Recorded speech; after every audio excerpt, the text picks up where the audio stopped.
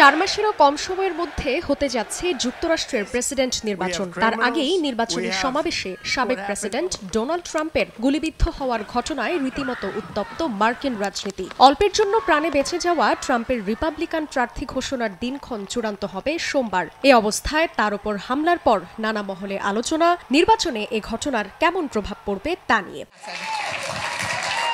এবারের নির্বাচনে ক্ষমতাসীন ডেমোক্রেটিক দলের প্রার্থী জো বাইডেনের সবচেয়ে বড় প্রতিদ্বন্দ্বী ডোনাল্ড ট্রাম্প। রিপাবলিকান দলের শীর্ষস্থানীয় নেতারা এমন রাজনৈতিক সহিংসতার জন্য সরাসরি প্রেসিডেন্ট বাইডেনকে দোষারোপ করছেন। অন্যান্য রাজনৈতিক দলের নেতারা বলছেন, যুক্তরাষ্ট্রের রাজনীতিতে জর্জরিত কাঠামোগত সংকটের বহিঃপ্রকাশ এটি।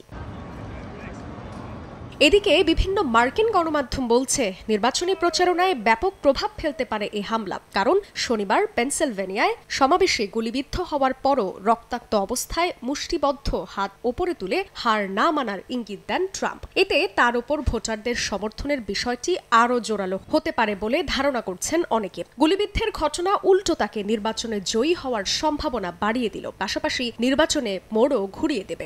নগদের কাছে সব গ্রাহকই প্রিয়, তাই তো সারা দেশে ক্যাশ আউট চার্জ সবচেয়ে কম। বিশ্লেষকরা বলছেন, যুক্তরাষ্ট্রের রাজনৈতিক সহিংসতার অভিশপ্ত গল্পের নতুন আরেকটি কালো অধ্যায়ের সূচনা হলো। মনে হচ্ছে আধুনিক ইতিহাসের সবচেয়ে উত্তেজনাপূর্ণ ঘটনার শুরুও এটি। একই সঙ্গে প্রেসিডেন্ট প্রার্থীকে লক্ষ্যবস্তু করায় যুক্তরাষ্ট্রের গণতান্ত্রিক ব্যবস্থায় নেতিবাচক প্রভাব ফেলতে পারে। জান্নাতুল সাদিয়া, সময় সংবাদ।